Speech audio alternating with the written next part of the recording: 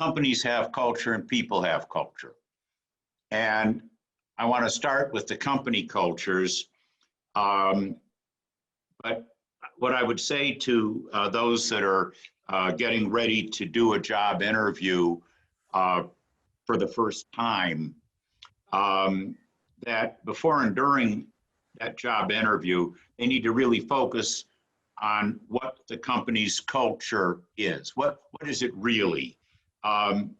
Some companies don't even know that they have one, but all do. Some have one for public reasons, and it sounds good, and they don't really live up to it, but it looks good, sounds good. And others, so you really want to know what is the true culture of the company. And then people have culture. Every one of you, myself, everybody has its own personal culture. We may not call it that, but does that company's culture fit with your personal culture? I want to touch for a minute on the difference, and I'm going to be coming back to this culture thing throughout the evening, between public and private companies. And ours is a family-owned business, multi-generational. Our industry, it just so happens, worldwide is multi-generational private. There are a few public companies, but very few. Many multi-generational companies, whether it's in Africa, in India, in Hong Kong, or in China, mainland, in Belgium, in Israel, in America. I don't care. It's very much family-owned, multi-generational. So, and we are a private family-owned company, and each decision or action that we do is long-term. And this is this gives us our sustainability, I believe. And when we talk about long-term, we divide it down with our vendors and suppliers. We have long-term relationships. So we don't try to kill them. We want them to survive. We want to be their favorite customer. Now that doesn't mean that we're dummies and we pay too much. What it does mean is we want to understand what are their problems, and we accommodate or minimize their problems and have them still satisfy, satiate what our needs, wants, desires are. Secondly, to our customers, again, long-term, we want long-term relationships. We want to listen to their needs and their perceived problems and satisfy them. To our employees, we hope for career-minded and like-minded people when offering them jobs. By the way, we average about offering maybe 3% of the applicants an opportunity to join us. We offer about 3% of jobs. So we're particular, and we're looking to see that we want cultures in common. I think, Sherry, and I think really when it comes to vendors and suppliers, it may depend a little bit on an industry, but I think that overall, if you're trying to maintain long-term relationships, you can get advantages, and by helping them, by not overloading them, for example, with orders when they are the busiest, during their down periods, if we can give them more orders, we'll get a cheaper price. They won't have to pay overtime. And it just as an example. So I don't know that that's industry specific. I don't think that it is. It's philosophical. Being privately owned, we don't care, unlike a public company, we don't care about quarterly earnings or stock prices. We don't compensate our executives based on stock prices. That's not how our family perceives that profit should be measured. So we also operate without debt. So we don't really care about looking good for bankers.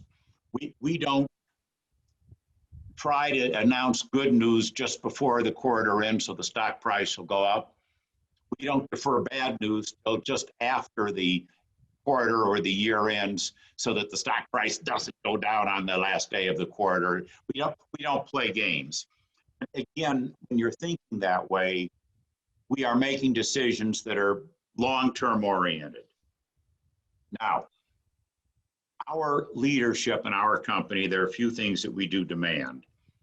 First and foremost is honesty. And along with that, we demand that our employees admit what they don't know. It's not a weakness to say, I don't know something.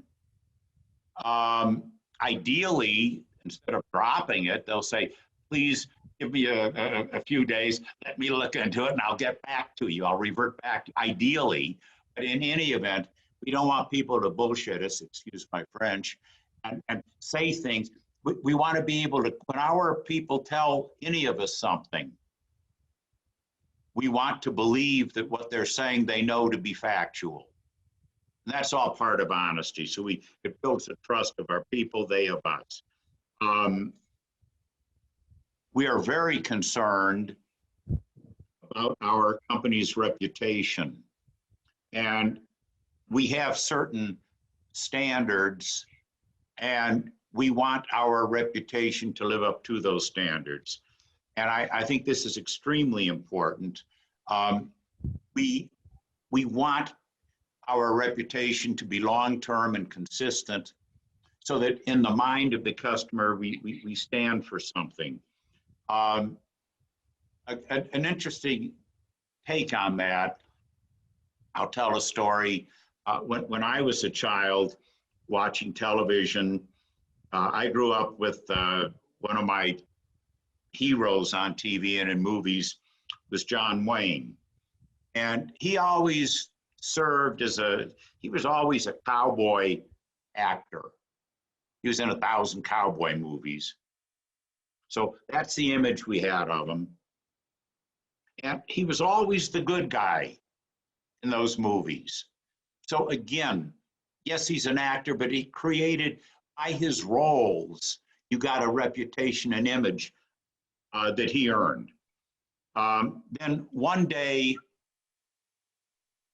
I went to the theater and I saw a World War II movie. And it was called Up Periscope. And up Periscope, John Wayne was the captain of the American ship in World War II, torpedo, a submarine in Japanese waters. And the Japanese had submarines, and they start firing the submarines. They start firing the torpedoes from their submarines toward John Wayne's ship that he's captain of. And surrounded by these submarines of the enemy, and torpedoes coming toward him. I'll never forget his words to his to his sailors. Damn the torpedoes, full speed ahead. So here, wearing the costume of a captain of a boat during the Second War instead of a cowboy 100 years before then, he still kept his reputation as the good guy. He's fearless and brave, but the respected leader. He just wasn't in the cowboy costume. So even you can change some things, but you need to know what you stand for. Okay. We want part of our reputation to be fair to the other side, whether it's a customer, a vendor, co-employee, a teammate. We don't rule by intimidation.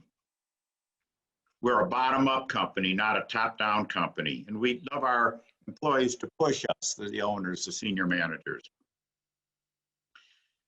We want our employees to challenge us, to ask us why we do things the way that we do them. There's two really good reasons for that. First of all, maybe ours isn't the best way. Maybe they have a better way. And then we can improve.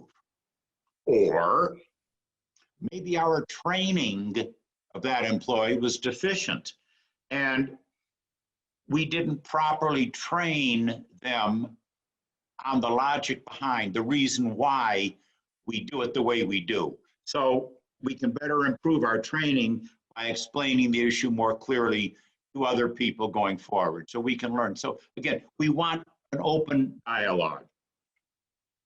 Now, I want to just talk about the product that we sell, because this is something a lot of people will be able to relate to one way or the other. Ours, it's expensive, and there's a high perception of risk to the consumer.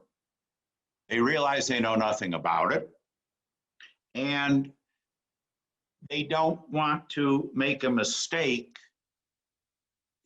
Financially, for sure, they don't want to make a mistake. But even more important, though they won't admit it, they don't want to be socially embarrassed by having bought something that they shouldn't have bought, or where somebody else is going to say, maybe it's a bridal type thing, an engagement ring or something, and the girl's father is going to say something negative about the ring or about the jerk that gave it to her. That's what he believes, okay? So there's a lot of risk, and imagine he's got a problem. So we want to protect our people, our customers, reduce that risk, reduce that perception of risk. Now, in order to do that, and this again applies to all kinds of situations, when our customers come into our store, we train our sales staff, other than saying good afternoon, to listen to the customer. I use the word problem here, and I don't want to be taken or misquoted out of context. We want to listen to their problem. And by their problem, that means why are they here? What do they need? What are they looking for? What are they worried about? How can we help them? What are their concerns? That's how I'm using the word problem. They themselves don't recognize it as a problem. Problem has negative connotations in the English language. I'm not trying to use it negatively, but why are they there? What do they want? What are they worried about? What are they concerned about? And once we understand their problem as they see it, their problem, then our salespeople need to be able to convince them with integrity, honesty, that we are the best place to solve their problem.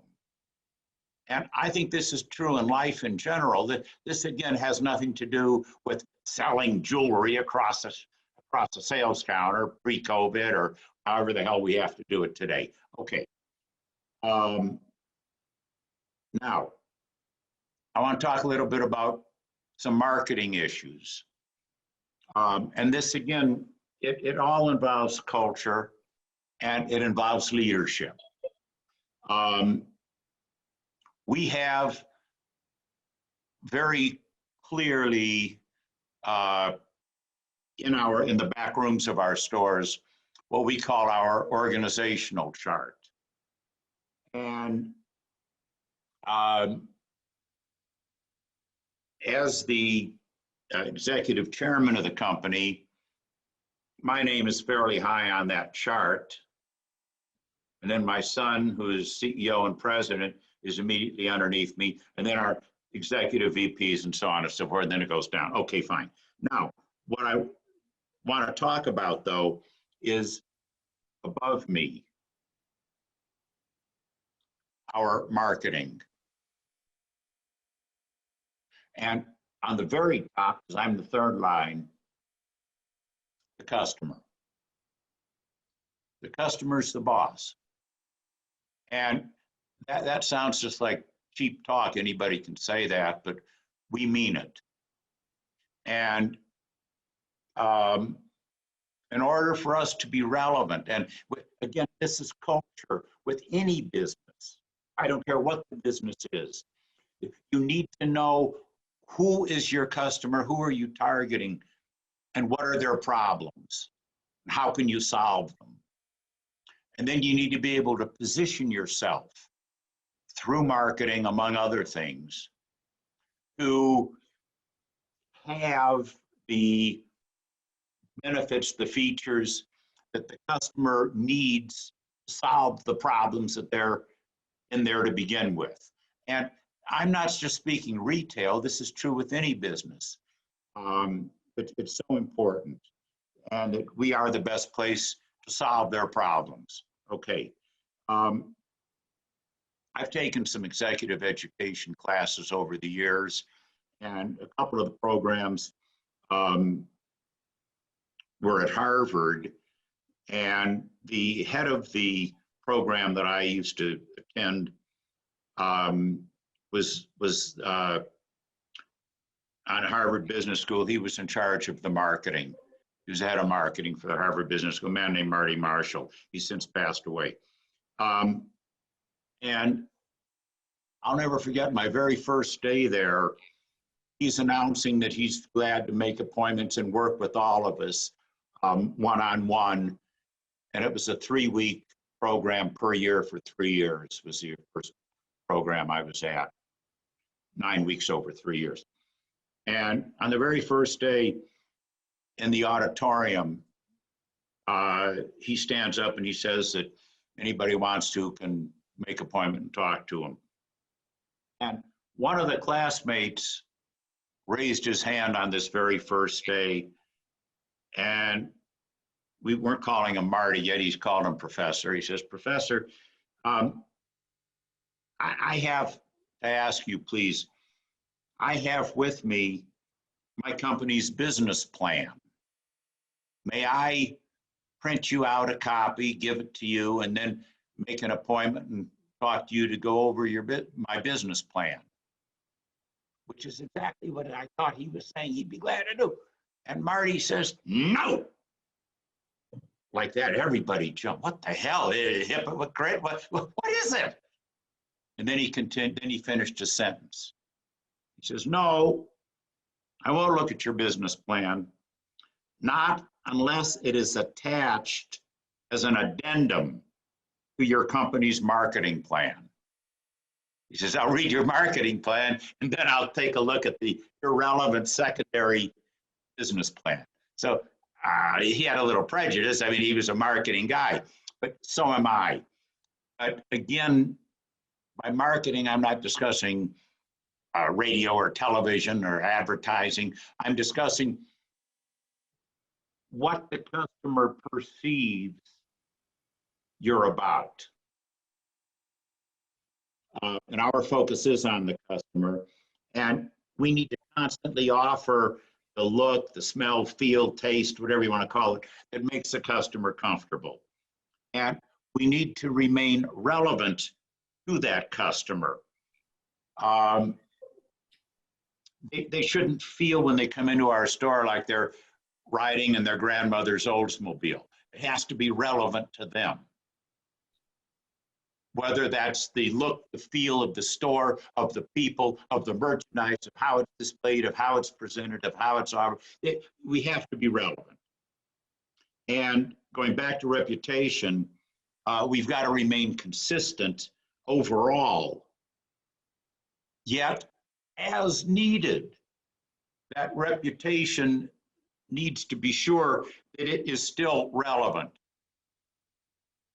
As I told the John Wayne story, The reputation didn't get screwed up because instead of wearing a cowboy outfit, he's wearing a Navy captain suit. On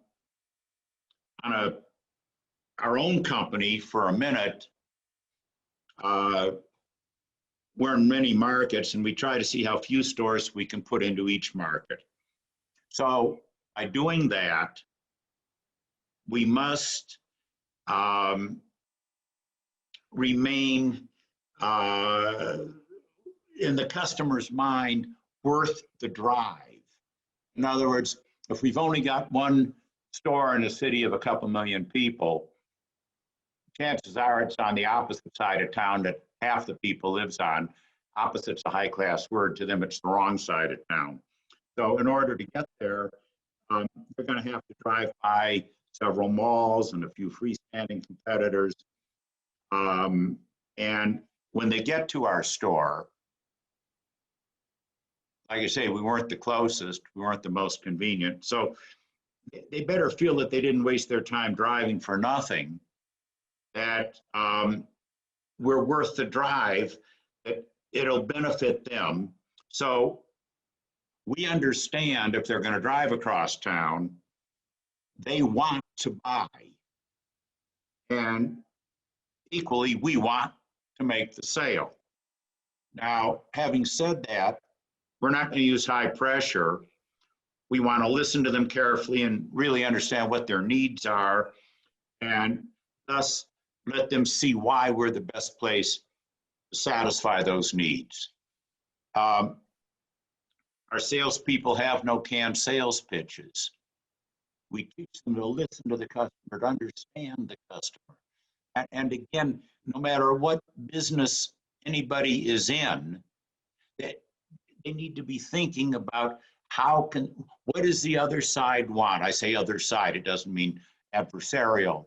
Okay, and what can we do to support them, to help them, to assist them, depending on what the specific job is or role is. One more quote from my former marketing professor at Harvard, Marty Marshall, said, if you don't stand big for something, you wind up standing for nothing at all. And I think that's brilliant. And when I say if you don't stand, or when Marty says if you don't stand for something, we're talking in the mind of the customer, of those that are looking at you. I use the word customer. It doesn't necessarily have to be retail, like I say, but the people that you're there to accommodate, service. What is their impression of you, reputation, everything else? And so it's all related to culture. It's related to leadership. Okay. In our particular case, we're targeting a particular type of customer. I can start income-wise, middle and upper middle income customers. And then we're targeting those who are seeking value. We offer an excellent quality, but we don't give them the Bradis rights of status to brag that they bought from us like a Tiffany. We don't compete with Tiffany because Tiffany offers status, we offer value. And to me, value and status are mutually exclusive. It doesn't mean that you have to have a negative reputation, but they're not paying a premium. Okay. Now, ethics. Our ethics reputation demands that all of our employees fully explain to each customer what they are getting or what they are not getting. We don't want the customer to walk out of our store thinking that they got something that they didn't get. It isn't just that we won't lie to them.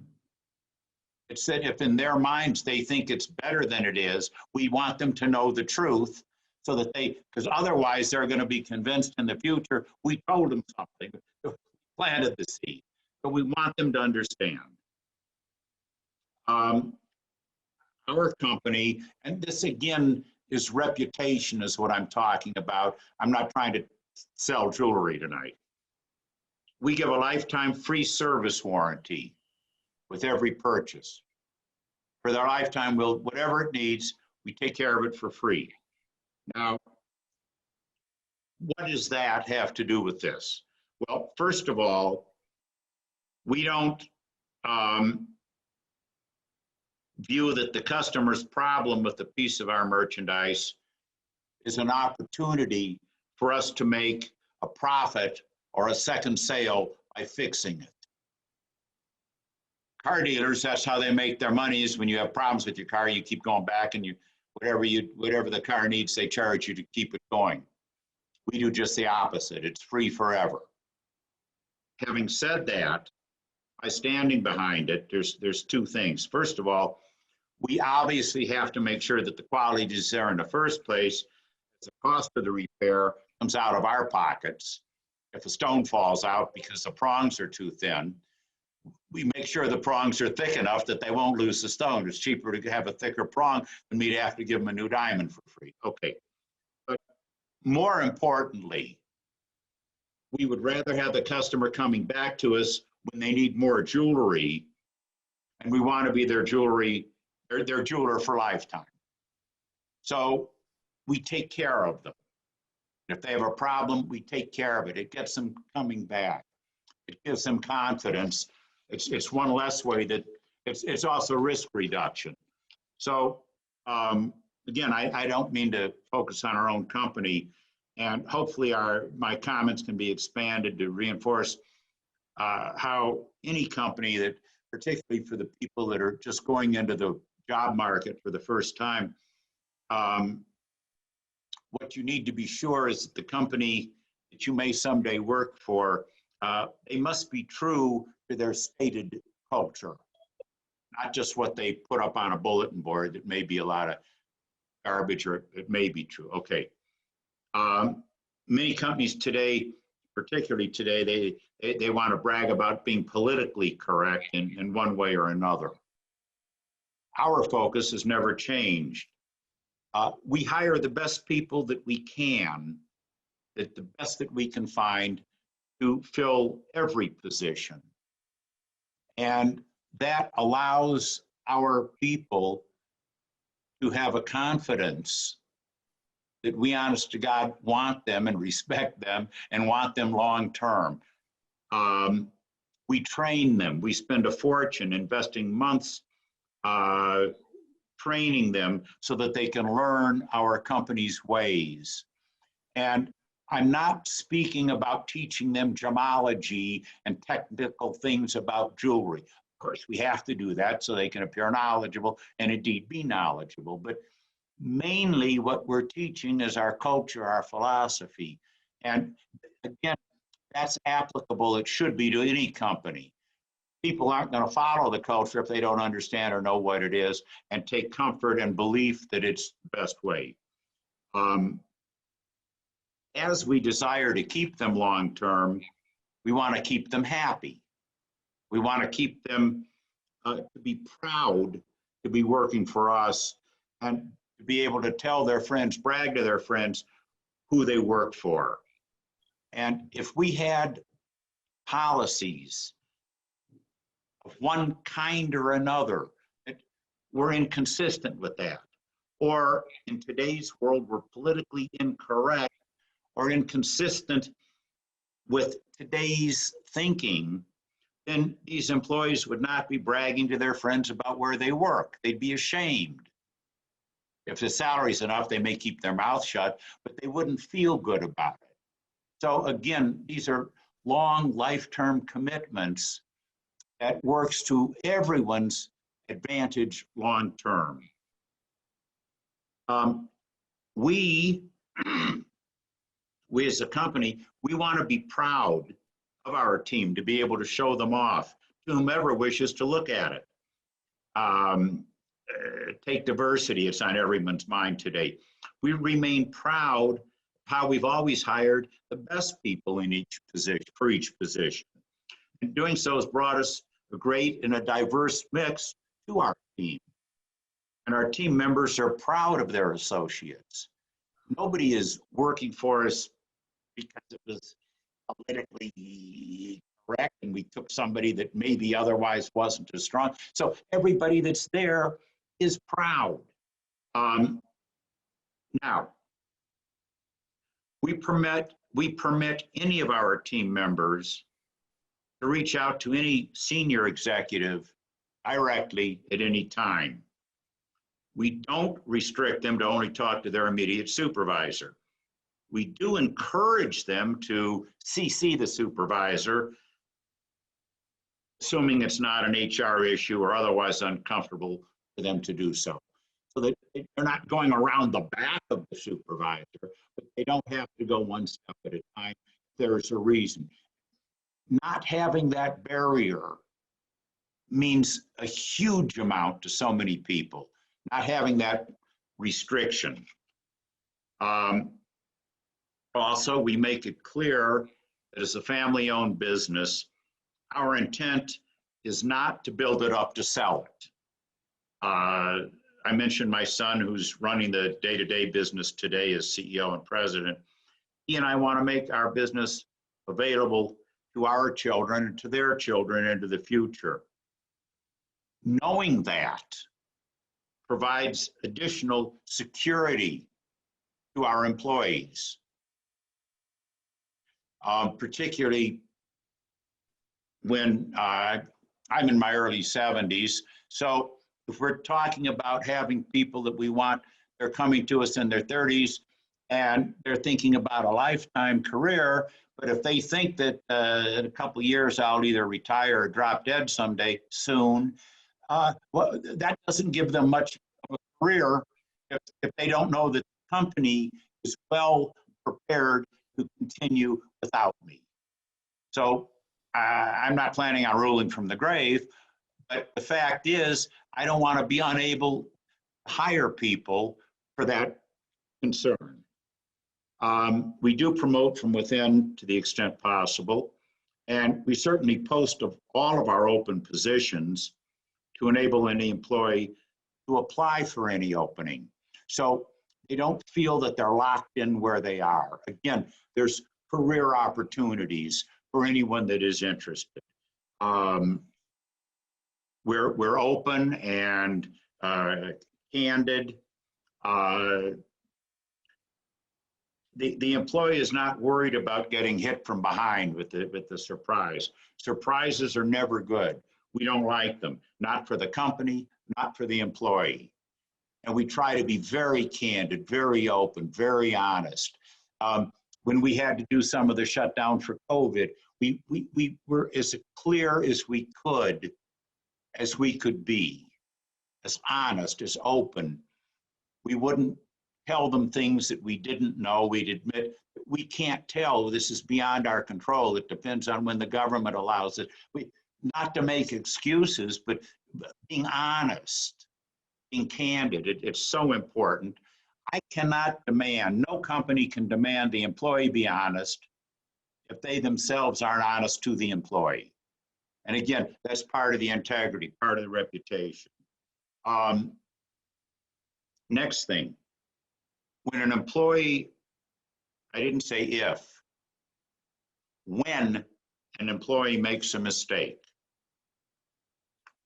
we want the employee to acknowledge it.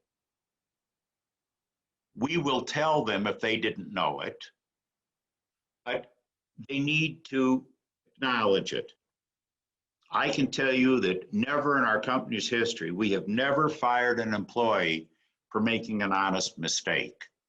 Mistakes happen, and everyone learns from those mistakes. This is all part of the cost of doing business, part of training. So we just want integrity. We want them to realize what they did. Now, if they keep repeating the same damn mistake week after week, well, that's something else, and they're the wrong employee. But honest mistakes, no problem. Just recognize. Don't try to hide it. Don't deny it. Don't hide it. Because when they do that, then what happens? Well, the store manager knows that they did it, but he's not going to tell his boss. Well, a few months later, guess what? That manager is now the slave to his subordinate, his employee, because that employee will rat him out if the manager wants to do anything against the employee for something else. So if he's going to control his employees, he has to be sure that there's no secrets. And we don't want secrets. Again, it's an open culture. The customer almost always is right. We teach this to our people. When there's a legitimate question, the customer is right. When there's an honest misunderstanding, the customer is right. Now, on the other hand, if on the rare occasion that it might happen, the customer's trying to take advantage of us, we're not going to be idiots. We're not going to let the customer abuse us, and we have to stand our ground. But only when the customer is maliciously trying to cheat us. Otherwise, when it's anything under normal circumstances, the customer, we want the customer happy. We want them to come back. We don't want them to feel that they were abused or misrepresented or taken advantage. We don't want the customer to dislike us for things that was an honest misunderstanding. And in conclusion, particularly for those of you that are just going into the workforce for the first time and you're thinking about possible places to work, hopefully what I've said tonight will be beneficial about some of the issues that I've raised. Some of the policies and procedures and things that I've mentioned, you all may agree with. Some of you perhaps, some of them perhaps you don't. And that's fine, I respect that. But what's important, and what I try to do with this evening, is that you think about these type of things, and then what is important to you. What's important is that you're comparing the company that you're looking at with your own values, its culture to your culture. And that's really, you just have to be sure that the culture of the company you're contemplating working for coincides with your own. So really do what you can to best understand the type of culture that a company truly operates under, and seek a common path with your own values. Because if you don't have the right values, the relationship will not, if you don't have the common values, the relationship will not work. If they figure it out first, they're going to throw you out. If you figure it out first, you're going to quit. But either way, that doesn't look good on your resume, and it's not good for the company. They wasted their money training you. You've wasted your time when you could have been going further along to one that does fit your culture. So in the minutes that we have remaining, if Sherry or Luca have anything that they want to have me talk about, it's my pleasure. Otherwise, I'm glad to entertain any questions from any of you. Yeah, I do have a question for you, or something that I would like you to talk about. As a leader, obviously now you are a little bit more removed from the actual operations. By the time when you are running the operations, did you encounter situations, for instance, where a group of people here, they form a group and they want to be the ones to make it to the top, and they run to you and say, hey, you see what these other people are doing, it's not the right thing, and I mean, they come and start feeding you stories. How do you deal with those kinds of situations? It's a very good question, Doctor. And truthfully, we didn't have too much of that. I did have some cases where I would hear after the fact of an insecure executive warning, threatening like this his people, don't tell Tom. And that, of course, like I was saying, puts him at a disadvantage because if that would ever get back to me, he'd have no defense. So we didn't have a lot of where one group against the other per se. I will say that I would encounter times where people would try to change policies or procedures or things and didn't want me to know that they had made those changes. And I'm not saying it was malicious, but I will say they thought it was easier for them, or they justified it and thought it was superior, but they knew it was not the way I wanted things done, and they would just as soon I didn't find out about them. And this is where my son is better than me. My biggest weakness, in all honesty, is as an administrator. I'm an entrepreneur. I'm strong in marketing. I'm strong in sales. Sales and buying is synonymous. You just hold a mirror up, same talent, same skill sets. I'm strong in finance, not accounting, but finance. But administration, I'm lousy at. And as a result, it could be months before I'd even be following up. Did somebody do what I asked them to do? So that was a weakness of mine. And the bigger the company got, the more conspicuous that weakness was, the more harmful it was to the company. When I couldn't actually, I didn't realize some of my own weaknesses. Or let me rephrase that. I didn't think that my weaknesses were as harmful to the company as in fact they were. Because I didn't have the benefit of a exposure to a public corporation by way of example. And to me, for example, I didn't understand what the hell was an HR department or who needed one. I saw no value in HR. Now, having said that, so that this is not taken out of context, we always paid our people very well.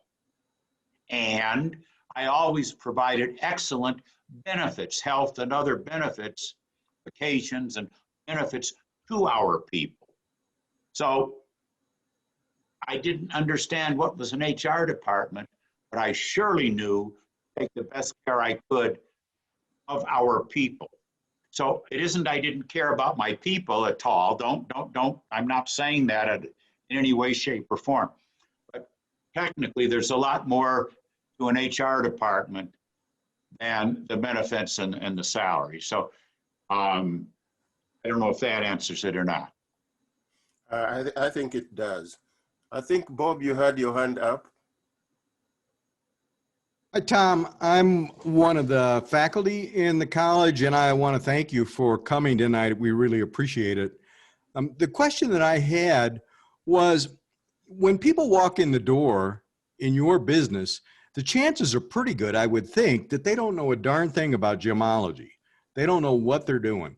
And how do you maintain your North Star, which sounds like integrity and honesty, and resist the temptation to take advantage of folks who don't have a clue about what they're looking for or what they're trying to buy or anything? Well, that's a good question.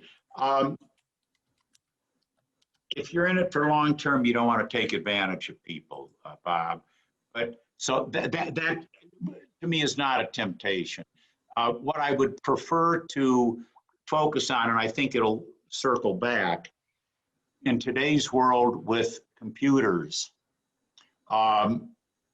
people are able to look online and erroneously think that they can compare two diamonds because the gemological grade is the same. And there can be a world of difference visually in the two stones. But if the grade is the same, then they think the stones are the same, and therefore they may think that they should buy it at the lowest price based on its grade and assuming they're equal. So that is a bigger problem that we have. And trying to explain, so we try to show people the difference in the stones. But taking advantage of people, you just don't build a long-term business by taking advantage of customers. Eventually, they realize they've been screwed. And there goes your reputation, not to mention you don't get repeat and referral business from them. So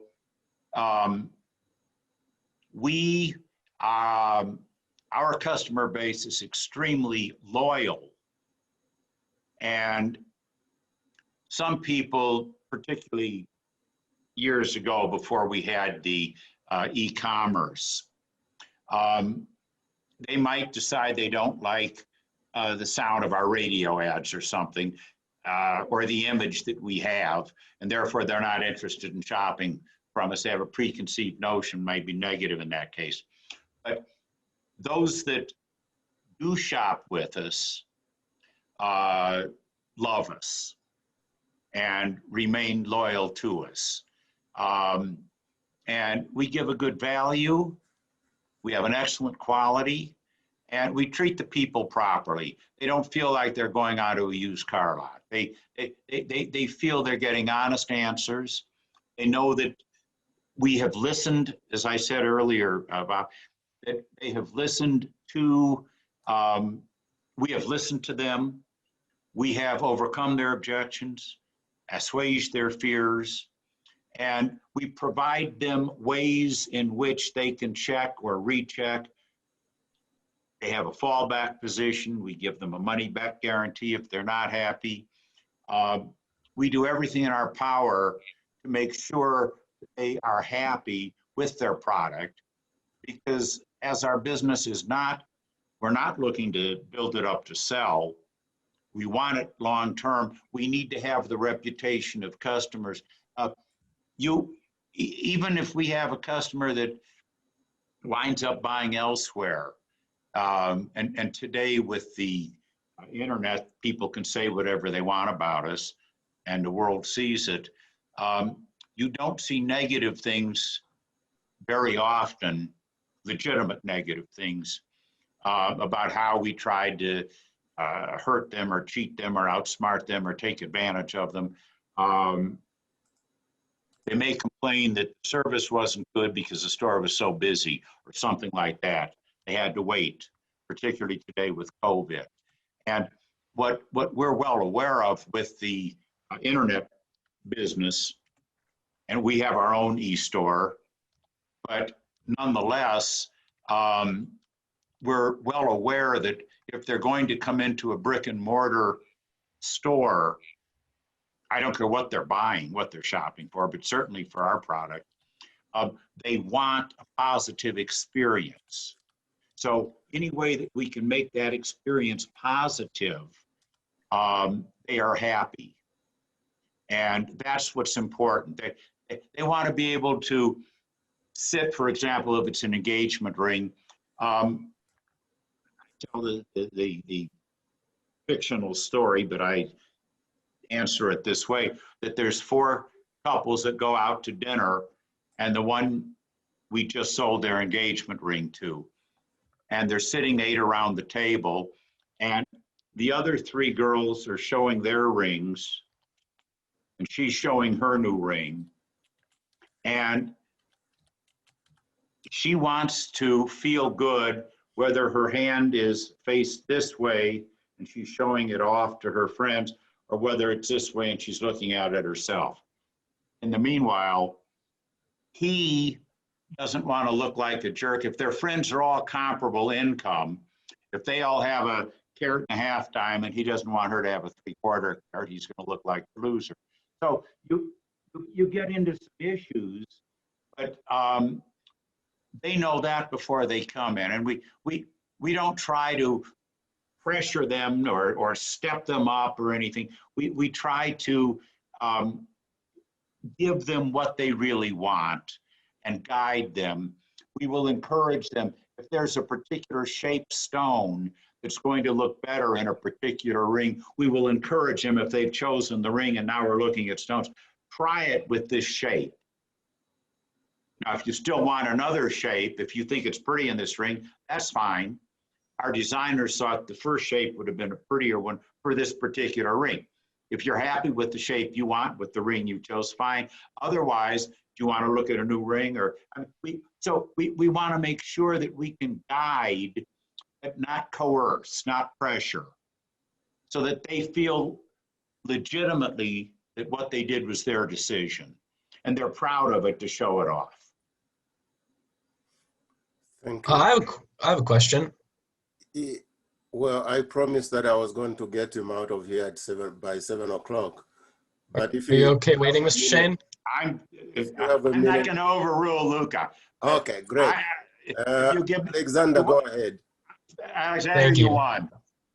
Awesome. You spoke almost exclusively in your presentation about finding a company, if we're going to go into this workforce, finding a company with good culture, with integrity, right? Like, Yes. like Shane Company. But you didn't talk about, if we are an entrepreneur ourselves like you, starting a business. So my question is, what is the most important characteristic of an entrepreneur? And then what is your best piece of advice if somebody in 2020 or 2021 is starting a business? What is the most important thing? What are the guns they need to stick to? Well, that's a tough question as you threw it out to me, Alexander, because it really, you have to be in a field that you are excited about, that you're interested in. You have to be able to offer things that others don't. You have to have a reason why the potential, I'll use the word customer, whoever you're trying to present your, if it's a product or a service, whatever it might be. What do you offer that they don't? Why should they come to you? What advantages, what do you bring to the dance? And like I quoted Marty Marshall, if you don't stand big for something, you stand for nothing at all. So you need to know what you want to stand for and be consistent with that image. So that when somebody thinks of a particular need or a particular product, in marketing, we call it TOMA, T-O-M-A, top of mind awareness. That when they think of a need or whatever it is, you're the one that surfaces, that comes to their mind. And when they reach out to you, going back to what I said, no surprises because they're never good. Customers shouldn't feel like, oh, that isn't what I thought you were going to offer or say or do, whatever. So I don't mean to start by appeasing them, but be consistent with what you do stand for, what you do represent. Don't be so hungry that you violate that. If it's not your area of strength, decline the business. Stick to what you know, to what you're good at, so that you can build a reputation in that area. If I have somebody that wants a $500,000 or $2 million diamond, I tell them that's not our field of expertise. By way of example, you want to stand clearly for what you do stand for and build your reputation accordingly. Very good. Well, one last question from the chat. Who actually defines what the real culture is versus what the organization wants the culture to be? The leaders should be consistent, like I just said to Alexander, I don't care how big the company is, doesn't matter, and how they behave and what the what culture they have. That is the leadership of the company, the active leaders. Having said that, some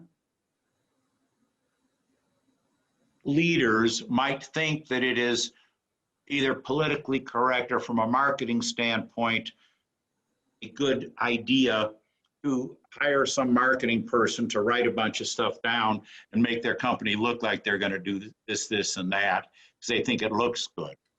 So that already tells you that they're not, there's no integrity because the culture that they've written has nothing to do with their reality. They're not going to change their reality to comply with what some marketing person tells them to write, tells them to brag about or say or put up on their walls. So the leaders set the culture, and a lot of things should be, in life should be written with the pencil. Some should be written with ink and a few carved in stone. And to me, culture has to be carved in stone. And I'm not saying that every company has to be honest, but what I'm saying is, if a company claims that they are honest, then they better, by God, be honest, or they're going to have problems. Otherwise, change the subject, talk about something other than integrity. Just using that as a prime example. So you need to figure out from the leaders what they really are about, what is their true culture, and then ideally that culture should be in writing but carved in stone, and it should be followed by the leaders. And I mean, it's a tail wagging the dog. Otherwise, it doesn't work. Thank you very much. Well, I would like to thank you all for coming to this event. And I would specifically like to thank Maggie from the International Business Circle and also Kelly from the American Solar Society for partnering with us in bringing this event together. Thank you all. And best of all, thank you, Tom, once again for coming, for taking your time to be with us this evening. Now everybody has got a friend in the diamond business. Thank you. Luca, thank you. And it's wonderful what you guys are doing at Regis. It really is. And how you're continuing to build that fine organization. It gets better year by year. Congratulations to you all as well. Thanks. Thanks very much.